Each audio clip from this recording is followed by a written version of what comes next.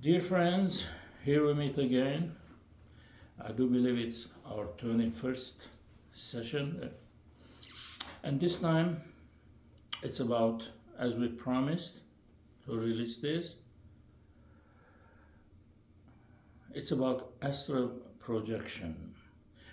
And to remind you again, I only talk or speak about my personal experiences, things that happened with me. So, this was 1988. An Indian guy gave me a small booklet. I don't know why it was written in Armenian. It says, easy travel to other planets. So I started reading it. Million things had happened to me before. Anyway, I have talked about it. And I said, I will do this one too. That's what happens. And after reading and planning, I did it. Yes. The day was Saturday. I was on the floor, according to the booklet, and I came out of my body. The very first thing I saw and I felt, I was high in the skies, flying. I looked down, I couldn't see my feet. I didn't see my hands, nothing. But I was there, and I was flying, real high altitude. Now, I didn't know what to do. That was my first experience. And my mind said, you have to find a body. What is this? And I'm in the air. And I said, okay, Arshak, just be calm. As long as you see, because I was seeing everything, as long as you hear, because I was hearing the hissing of this, the sound of my hair that I didn't have, it was hissing, and I was thinking, so we'll fix something. And it's funny, I felt my real self, that satirical part that I have. I said, look, it is true, you don't have a physical head, but you're thinking. In Hollywood, I knew so many people who had heads, brains, and didn't have the ability to think. So what's the big deal? And I looked down and I said, what's that pizza? In that moment, I heard a voice, very fatherly, very friendly, very calm. He said, that's not a pizza. You are over Morocco. I said, what, Morocco? What am I doing over Morocco? Maybe that's the last country I could remember. I was seeing a pizza. So I decided to go down. The minute you think of something in that position or situation, it's happening. And I was down, really down, flying really lower, on lower altitude. So I saw these green things that I was seeing as they were palm trees, but not the same kind of palm trees we have in California, tall and no fruits. Those were short palm trees full of fruits. And the red things I was seeing, like pepperoni, those were the roofs of buildings. And the dough of the so-called pizza was the desert, the land. So the next thing that happened, I was in Lebanon. I don't know why. I was in the middle of the street, cars passing by, and I know exactly where I was. There was a tramway company. I was right there, and there was a building. I remember that building. I've been there. I've lived in there for 10 years. From the right side, people used to go there downtown, and from left side, one way coming back. I was standing there. I was seeing everything, the cars, people, and I saw this shop. It says "My Place" written very, very, very clearly. It was a black sign with silverish letters, thick letters, "My Place." That's what it was written. And I saw it clearly. And it was a cheap kind of silverish metal.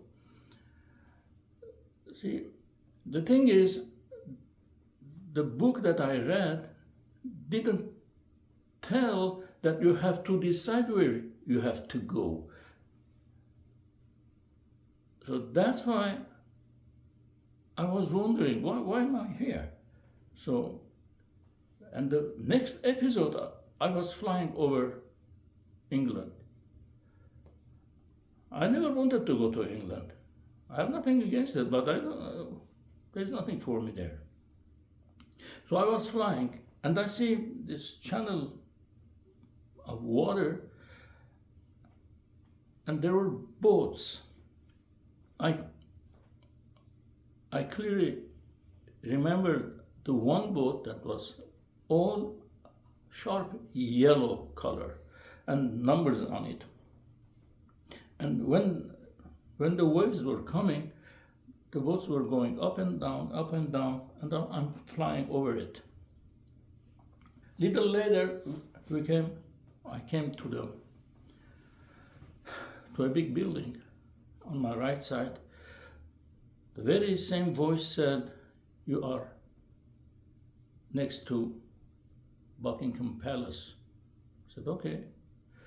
And he said, "The farthest room in the Buckingham Palace, there is no electricity now, and they are working on it, no power in there." Fine. And I continued this travel till I reached, I don't know why, I was in a hospital.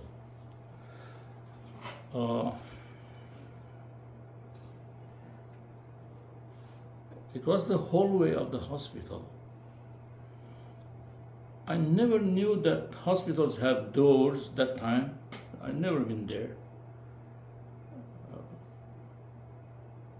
With square windows. I was advancing to the doors with the windows. Two people came out, and I hit them. And I said, "I'm sorry."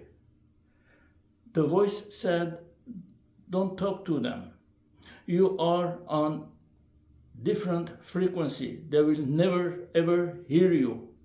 They cannot hear you. Don't say, I'm sorry. Don't talk to them. And I went through the guy, and it had sharp red necktie. Then I entered the operation room. On the right side, far in the corner, I saw doctors with light blue caps had doing surgical procedures of some sort. And I saw clearly the lamps, very strong lamps, hitting down the light. And they had kind of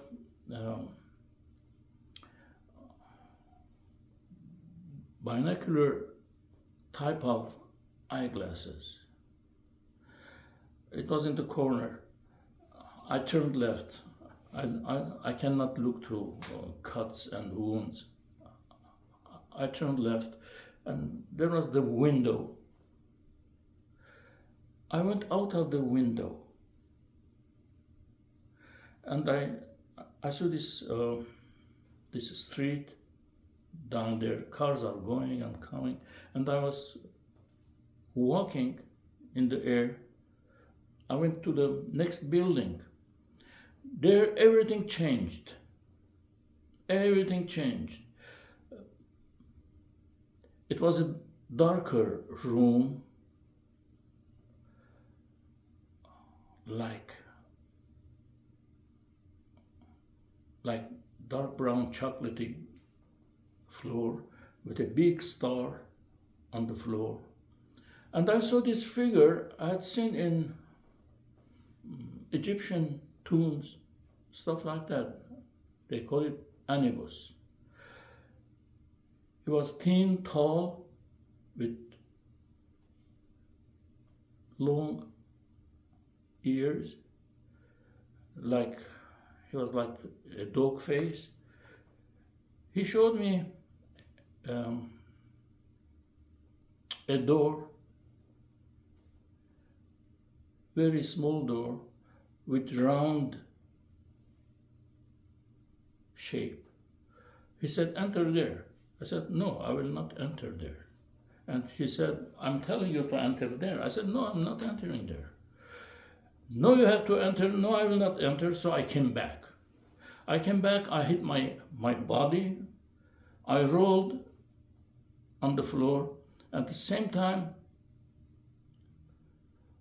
all the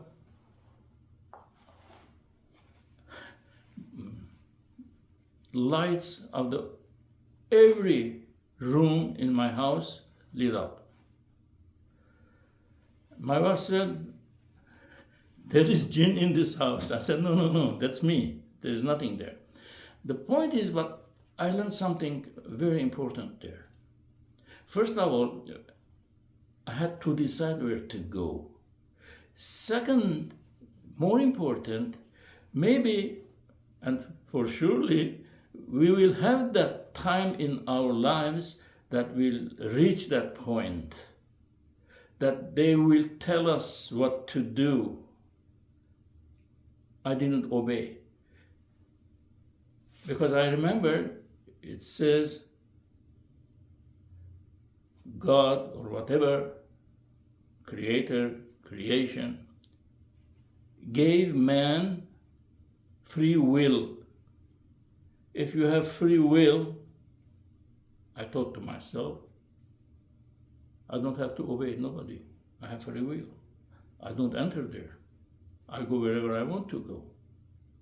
So I came back. That was my first astral projection. Then I learned from this, and I did the other ones. We'll talk about it in future meetings. And thank you so very much for your time. I appreciate it. Thank you.